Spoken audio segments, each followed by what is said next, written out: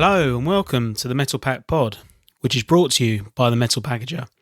As the industry's number one podcast for metal packaging, we're delighted to announce our new sponsors, PPG. With over 5,500 monthly users in over 130 countries, be sure to check us out on metalpackager.com. I'm your host, Alex Fordham, and joining me today are two special guests as we discuss another recently launched podcast, Amazing Aluminium, a podcast dedicated to engaging children in the importance of aluminium recycling. The podcast has been produced by the Aluminium Packaging Recycling Organisation, Alupro for short, the industry-funded not-for-profit organisation with over 30 years' experience representing the UK's aluminium packaging industry. They are joined by Fun Kids, a leading producer of audio and video content, online visual resources, and experiential activities reaching over 2 million children and parents each month across the UK. From Fun Kids, joining us is Gregory Watson. Gregory has worked in commercial radio since 1991 in various business development roles in the organisations responsible for stations including Classic FM and Capital Radio. In 2007, Gregory created Children's Radio UK, which broadcasts as Fun Kids. It's the UK's radio station dedicated for children. Gregory oversees Fun Kids Learn activities, which creates content and activities that help companies and organisations reach children and helps open their eyes and ears to new things. And from Alupro, we have Tom Giddins, Executive Director of Alupro. Tom oversees all Alupro's work to achieve its aims and joined the company in 2020 as Sustainability and Public Affairs Manager to support Alupro's members in highlighting and promoting the sustainability and circular economy credentials of aluminium packaging. During the episode, we discuss the importance of engaging the next generation and how the industry can benefit with new and innovative ways of promoting the industry. Before we begin the episode, we must give special mention to our sponsors PPG. We're really proud to partner with you and thank you for supporting the Metal Pack Pod over these coming months. Their range of innovative and sustainable solutions enable its customers to protect and beautify the world. Now on to today's show.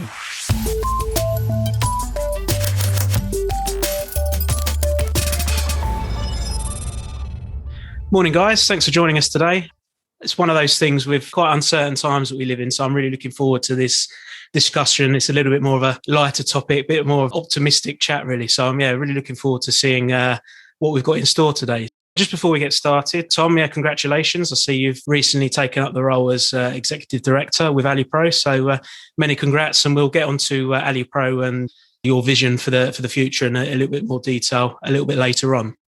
Before we get going, it'll be a great opportunity to, first off, Gregory, if you could just introduce Fun Kids in a little bit more detail, and then we can go on to discuss how you guys collaborating, so to speak. Yes, thank you very much. Fun Kids is the UK's only radio station for children and their parents. It's a radio station that we set up around 12, 14 years ago. We broadcast on digital radio, we broadcast 24/7. And we're very much a radio station that is playing music that the kids want, but also talking with them in a voice which is friendly to them, which inspires them, without bubble wrapping them, as a lot of other children's media do, but also not necessarily highlighting the scary things in the world. But it's very much more, we're sort of a fun, family-friendly radio station. And one of the things we do, as well as playing great music, is we work with a lot of organisations to help them build profile, help educate children, and sort of reach out and promote some of those sort of social initiatives. Hence why we're here today to talk about Amazing Aluminium. Absolutely. So just curious from my point of view, really, how did the collaboration come into effect? Was it Fun Kids reaching out, or was it something that Alupro have seen and thought, that'll make a good idea for the recycling aluminium industry? Well, I suppose the starting point is it's very much we always reach out, because again, it's one of these things is sort of we're quite under the radar for a lot of organisations, especially if people don't have children. So we reach out, we talk with a lot of organisations all the time, trying to encourage them to reach out, do children's content. Obviously, we're sort of conscious that everybody has a limited budget and they've got certain objectives which they're trying to achieve each year.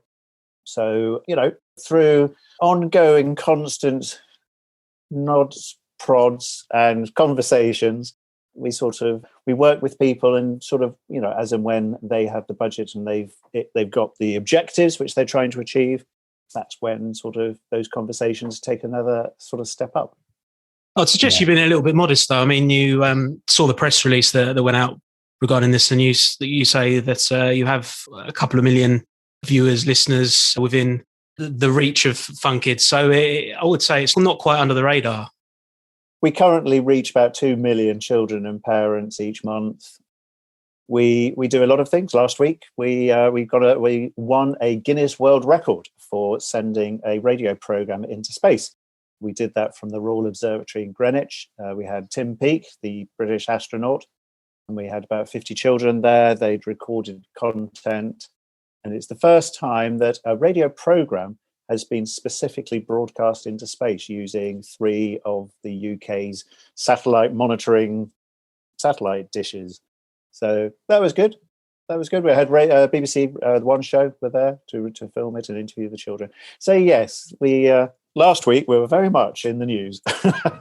Fantastic. And now you've got the delights of the metal packager and the metal packaging industry. So yes, very diverse portfolio you guys are getting into there. I mean, Tom, just want to bring you into the conversation. I mean, what attracted you to the idea of the Fun Kids platform, and also getting the message of the aluminium industry across to a different audience that is the traditional sort of metal packaging industry, which is very much over the age of 40 and very much a particular type of demographic. Yeah, thanks, Alex. I think it's a really important discussion to have, is how do we engage different types of audiences? At AliPro, we're always looking to engage different ages, different demographics in different places, whether they're at home, on the go.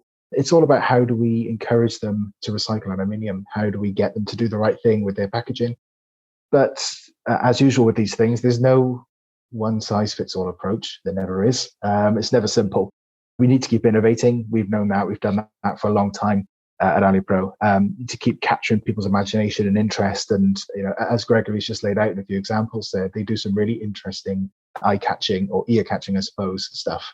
So, and it's a new area for us at AliPro. We've had quite a long pedigree of engaging children, but within the school environment, we've never really done it on the go. So having this sort of forum and format was really exciting for us to try something new and different. We now have a quick break to check in with our friends at PPG. As sponsors of the Metal Pack Pod for 2022, we're delighted to have support from one of the industry's leading coatings and specialty material suppliers within the industry. Here's a little snippet from the latest at PPG. Experience the iSense family of specialty coatings. PPG iSense Specialty Over Varnishes help beverage brands stand out on the shelf with unique effects. A tactile finish with a dynamic effect you can see and touch. A velvety, deep matte finish. A satiny smooth, medium gloss over varnish. A white base coat that makes colors pop. A bottle can and cup over varnish that enables special shapes. And a luxurious finish that shimmers and shines. Proven performance, possibilities. Learn more at www.packagingcoatings.com/iSense.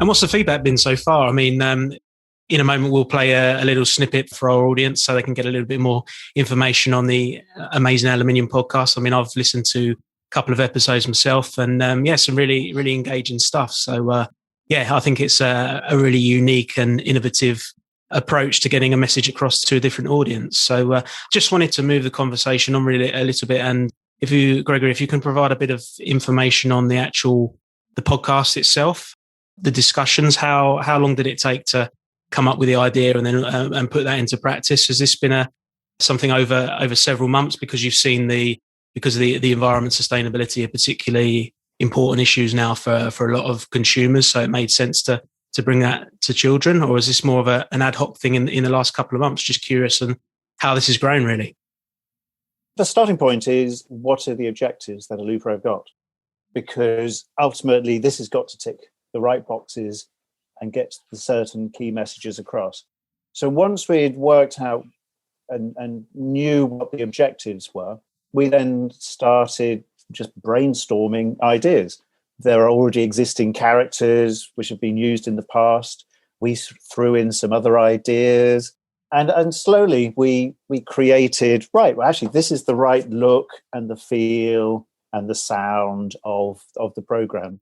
On Fun Kids, we use, talking animals for some series, aliens for some series, as well as real life humans. And that's the way which we went this one, with taking two children and their mother, and they're on a sort of a mission to find out.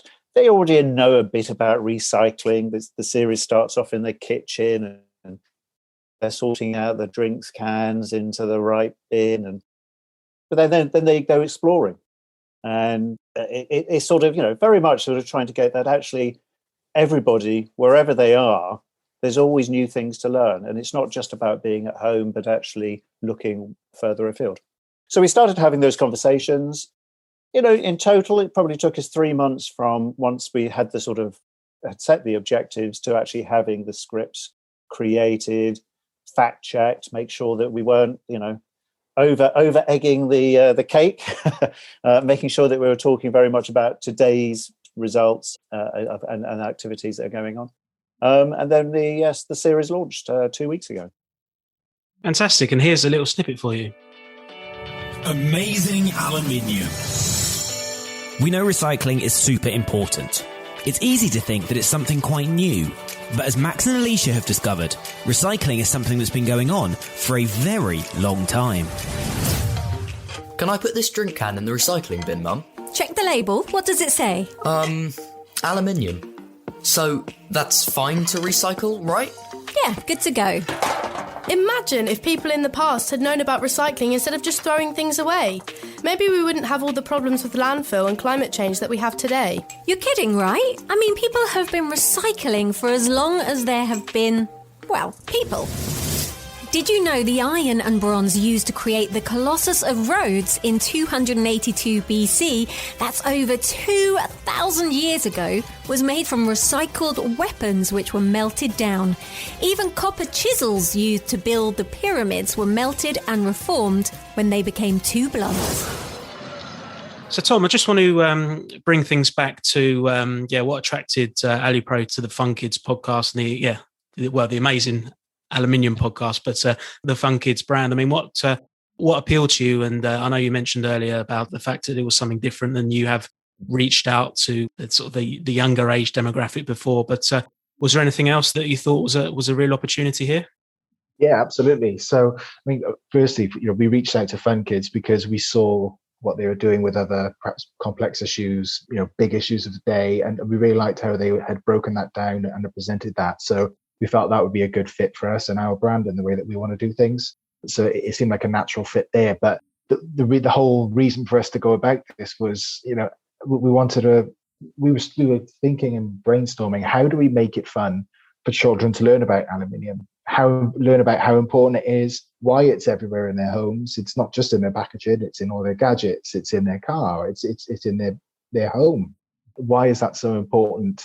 And how do we make that fun for them to learn about rather than quite bland as it can be sometimes?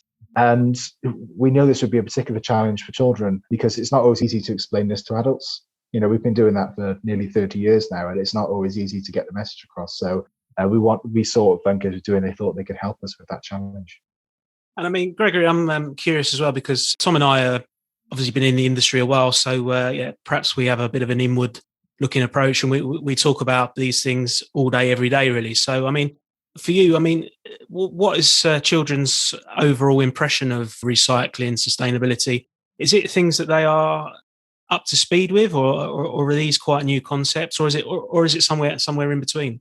I think it's somewhere. It's in between. I think a lot of children know about recycling. It is sort of part of the everyday living in terms of how people at home, at school, parents at where they work. But I think sometimes we sort of forget as to exactly, why, what. And obviously different places, different parts of the country recycle in different ways. Where I live in London, I put all my recycling into one bag, whether that's cans, bottles, glass, newspaper. I know when I go and visit friends in other parts of the country, they have, this bag is for tin, this box is for glass, this bag is for paper. And I think that's part of the issue, is actually there is no consistency across the country as to how people recycle. And I think sometimes that can be confusing for people, because you've grown up in doing it in one way, and then you go to another part of the country, you do it all wrong, and then somebody tells you off. So there's probably a bigger picture for you and the other elements of the recycling industry to be looking at. But I think for us, it's what can we do? It's actually getting kids to think about things, getting them to think a bit more about the why that goes on. And also, there's part of it is actually learning about aluminium, which I know is not the core part of what the series is all about, which is recycling. But actually, there's a lot of really cool things about aluminium, which even we, when we were writing the scripts, never knew about. That Eros in Piccadilly Circus is made of aluminium, or the fact that the Empire State Building in New York has got an aluminium structures around it and things like that. And I think for us, it's not necessarily delivering the recycling message 100%. It's more about getting the kids to go, oof, aluminium, I never knew that. That's really cool. Better recycle that can now because it's going in there. So, and I think that was part of the debate which we had, which was, is it recycle is the message? And what we've tried to do is sort of saying, no, actually, it's here's some aluminium. We have one feature which is all about aluminium buildings, one feature which is about aluminium in space, one feature which is aluminium and planes. And it's trying to put the context of aluminium is all around, and just think of the amazing things that actually you can do with it, and obviously at the end of the day recycle it as well. Do you think it's just part of the strategy, Tom, as well, that I know we've talked in the industry with like the metal recycles forever concept and a few other things as well, but so because of the communication heavy world that we now live in, that we have to think outside the think outside the box, but think outside the can, so to speak, about innovative ways about how we approach things, and just the simple messages aren't perhaps enough now, and we need to engage all people, whether young or old, with messages that are perhaps a little bit more fun or a little bit more sophisticated. Yeah, I'd agree. It's certainly a different world to perhaps 10 years ago in this space. And to build on what Gregory was saying about how we deliver the message differently as well, and how we think about planes and trains and statues and so on. Something that we've learned through, for example, the Metal Matters campaign that we've had for years to engage councils and householders, very successful campaign to increase recycling rates. But we rely on a very simple concept there, and it's not just recycle. It's a transformational message. You can recycle your can, but it doesn't have to become a can. It can become a bike. It can become an aeroplane. It can become any of the other things that aluminium can be made of. So, or can be made of aluminium, I should say. So that we found that is an incredibly useful prop, I suppose, and vehicle for explaining aluminium, but and why it should be important to recycle. But I think when it comes to the strategy going forward, yes, I think we're seeing a shift across not just recycling, but across all sectors towards simplicity of messaging, but delivered differently. You got to deliver, and this is something, of course, advertisers have been doing for a long time. They know this, but delivering your message, your very simple message, to audiences where they are and in the media that they are consuming. For children, they spend a lot of their time in schools. We've covered that at AliPro with our schools program. Just in the last 2 or 3 years, we've launched or are launching a program for 7 to 11-year-olds for Masters of Infinity. And we're launching this year another program for 11 to 14-year-olds called Binfluencers, which ties into that Instagram, Facebook, TikTok generation, where they're so heavily embedded in that ecosystem that we wanted to use that as a way to get them to learn in a way they're comfortable with about the facts and figures around recycling. So it's just one way that we're adapting our method to make sure that we engage with them. But there's a lot more we could do. Influencers are really important to many different demographics, but children in particular. TV ads haven't gone away in terms of how important they are. YouTube, we all know how important things like unboxing videos are. Small little educational videos that are family friendly, but get millions of views around the world. And something that we've been treading our toe into recently is TikTok, around one of our campaigns called the Lonely Aerosol. That's been one of our most successful videos, where we have little animated cartoon characters for it to encourage aerosol recycling. But we've not really engaged with TikTok before. We're experimenting with that, but that proved to be one of our most successful platforms. It's something we'll explore in the future, but there's certainly a lot to learn from the best practice that's out there.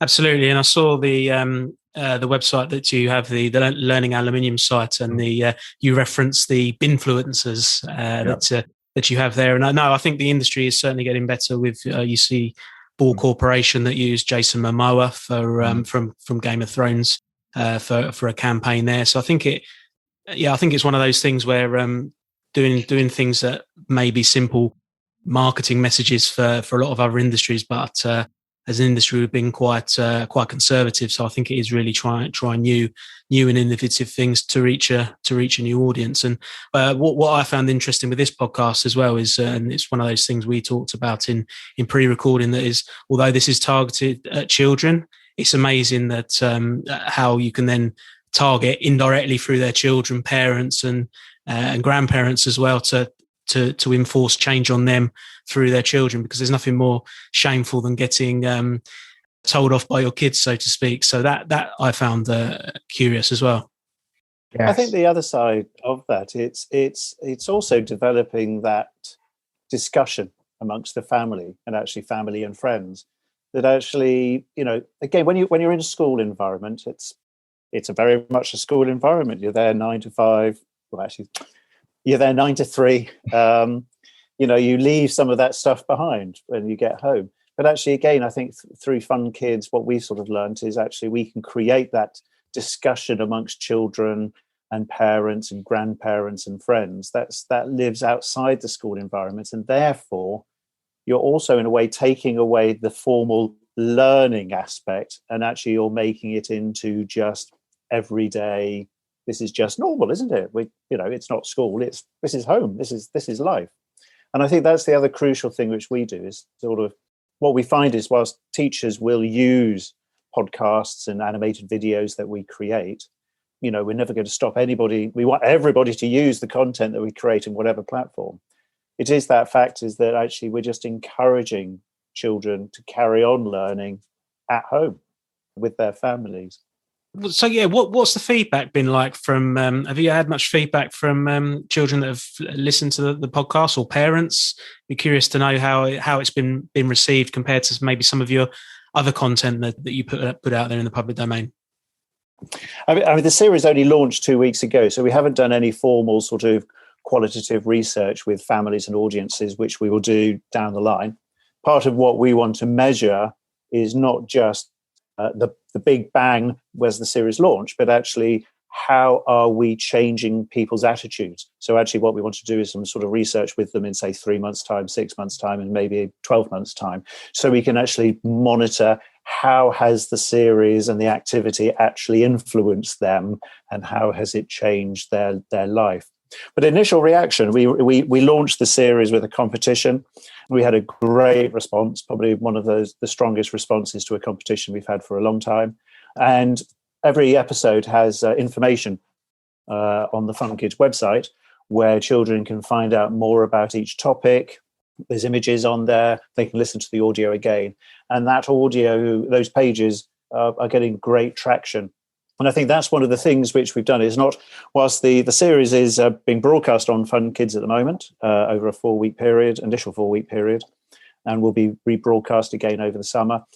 The podcasts are also available for children to download wherever, whenever, and however they want, and again can engage with the audio at their own leisure. And Tom, are you tracking this as an organisation at all? Is there any anything you particularly want to get out of this, or are you open-minded as to the results of the show? We are very much interested in tracking the performance of this, as you might imagine. My board wouldn't let me say anything else. No, but in all seriousness, everything that we are everything that we do here at iPro, we're always about outcomes. It's not just about inputs. It's great to do collaborations like this, and we're really excited to do it. But we really want to know what's been the lasting legacy. Has it changed behavior? Has it driven a positive outcome in the world? And that's what iPro is all about. So we do want to know about attitude changes. We do want to know about engagements and competition entries, and the more the merrier on that.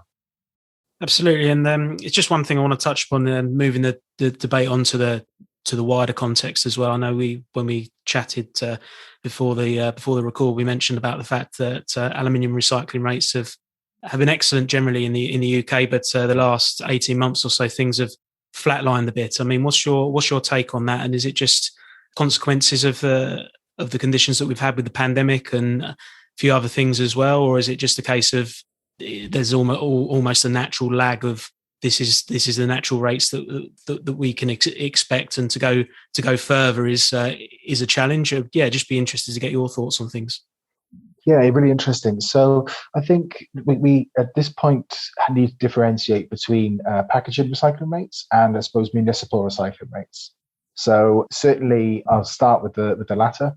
Municipal rates have, for most parts of the UK, stagnated for the last 2 or 3 years. We are somewhere in the mid-40s range, 44, 45% for Scotland, England especially, but the outlier is Wales at 63 or 64% for 2020.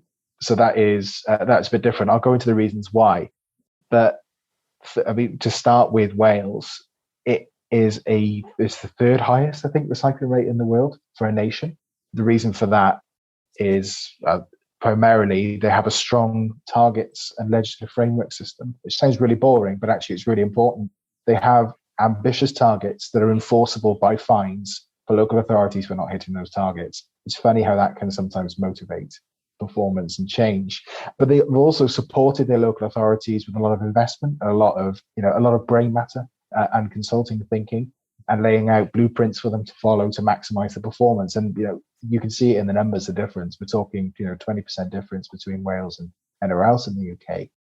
But I mean, as to why perhaps the other parts of the UK have slowed down, I suspect we've picked the low-hanging fruit. I mean, just to think in terms of context, we've come a long way in the last 20 years for recycling rates in this country. I think we are reaching the limits of what the current recycling infrastructure and system can deliver. So there are a lot of reforms coming on stream at the moment. I won't get into those at this point, but there is a lot of reform needed. But the lessons are here. Wales leads the way in the UK, and there are lots of international examples of best practice that can be adopted when it comes to those. But for packaging, and actually the pandemic is an interesting case study here, packaging recycling rates have never really been higher. They certainly haven't for aluminium. As we said, for 2020, we're looking at something like 68% for all of aluminium packaging and 82% for the beverage can, to pull that out, which is the most ubiquitous piece of packaging that anybody is going to interact with that's made of aluminium. But all the materials did see an uplift over the pandemic, and there are a couple of reasons for that. People are stuck at home. Hospitality was closed. People weren't going out and about. So people consumed more at home and used the systems that were available. But from what we're seeing going forward for 2021's rate, it's a little early. We don't know exactly what the performance will be, but the forecast is incredibly good. I think we're looking at another record-breaking year for aluminium packaging recycling rates, but we'll know more towards the middle of 2022. That's excellent. I think the industry does seem pretty united in its goals. I mean, we've seen the Metal Packaging Europe and their aim of 100% beverage can recycling in Europe. You've also seen in the US as well, they're putting some ambitious target rates as well. So it seems everyone's singing from the same hymn sheet. I mean, for me, it's sort of the spectre of and the uncertainty with regards to deposit return schemes. Is that something that the industry needs to see a resolution on sooner rather than later? Absolutely agree. Yeah. So we across the UK, we've got commitments to implement deposit return schemes, and helpfully those are at different times and at different points of the year, which is one of the main points of clarity that's required. We're still, at the time of recording, we're still waiting for clarity from the government from their consultations that they issued in 2021. We still haven't heard the response and what the desired timelines, etc., are going to be out of those. So absolutely clarity required there. But with Scotland going to implement their scheme in August 2023, we know that at least for that part of the UK, what is happening. And there's a lot of work to do to achieve that for only what is a small part of the overall UK market. So we are watching very closely and working with the Scottish partners and delivery partners to understand how they're going about things. We're offering advice and so on, and bringing our members in and our members' expertise who, lest we forget, operate in a European and global context. They are used to operating a deposit return scheme. So there's a lot of expertise to bring from the industry to help make sure it goes off smoothly. But absolutely, we do need some clarity, and we need some positive decisions that are ambitious but achievable for us all to deliver. Absolutely. And I mentioned earlier, congratulations on your recent appointment with AliPro. And I mean, just to round things off, really, is there any other issues that you're keen to tackle in the coming months and years? I know we mentioned DRS and obviously trying to engage with different demographic. Is there anything else on the wavelength that you can perhaps share with us? Yeah, absolutely. I think that's a podcast on its own, Alex. But I suppose the other big packaging reform that we are working towards at the moment is, of course, extended producer responsibility. It's going to revolutionise how packaging recycling is funded in the UK.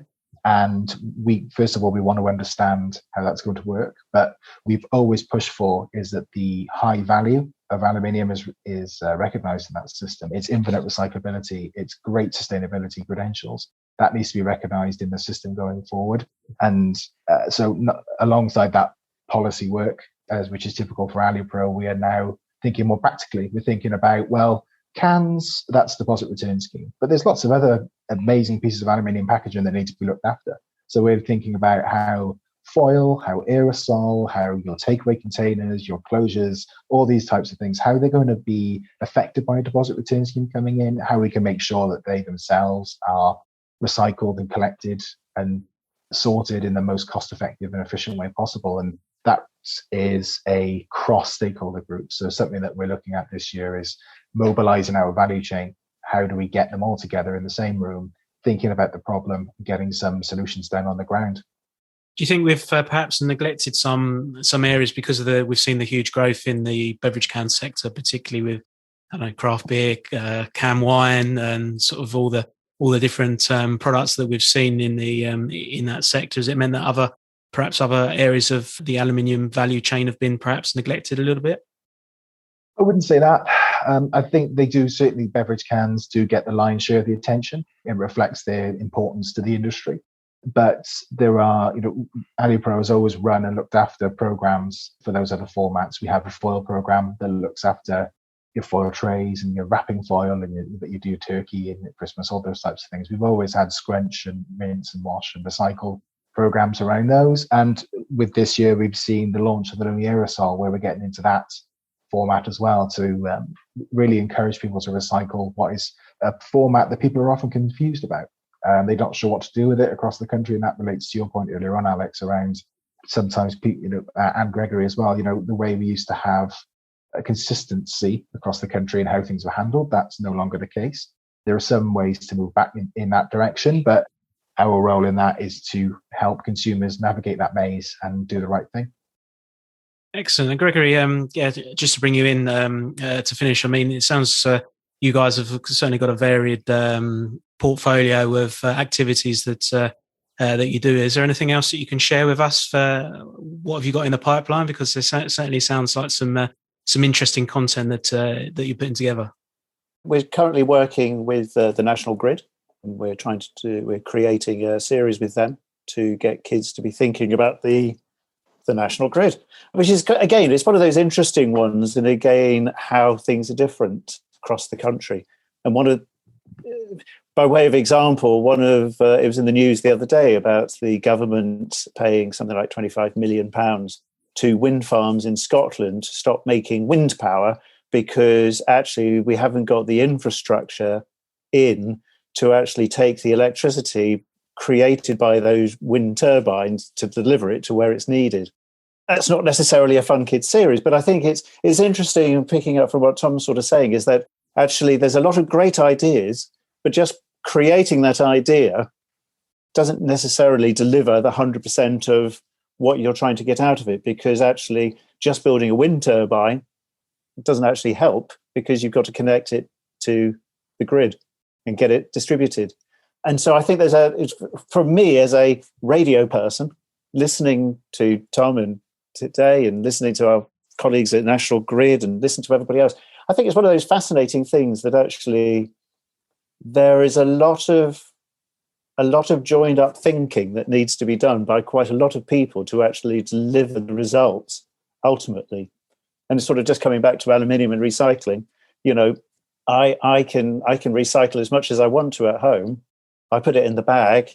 Then you've got the local council who's taking that away to some place to get it sorted out. It's a whole load of infrastructure. And I think me as Joe Bloggs doesn't necessarily understand all of that, which you guys probably know 60 to 80% of, but nobody knows generally probably everything.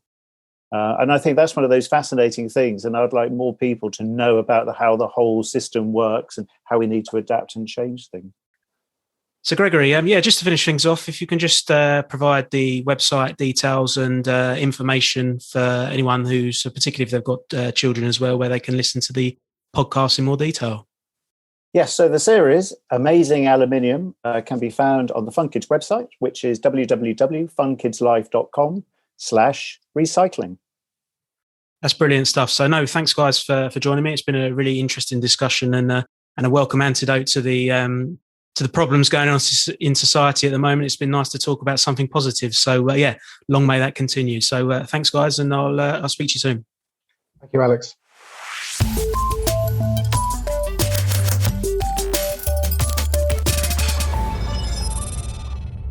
Thanks to Gregory and Tom for a really interesting and engaging recording.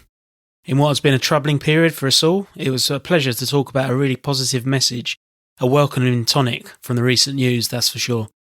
As we discussed, being able to educate the future generations is a great way to portray a message in an innovative way, and the potential to influence parents and grandparents along the way too is a nice touch. Please do like our podcasts and follow us on social channels. We'll be back real soon for our next episode. Thanks for tuning in. You take care now.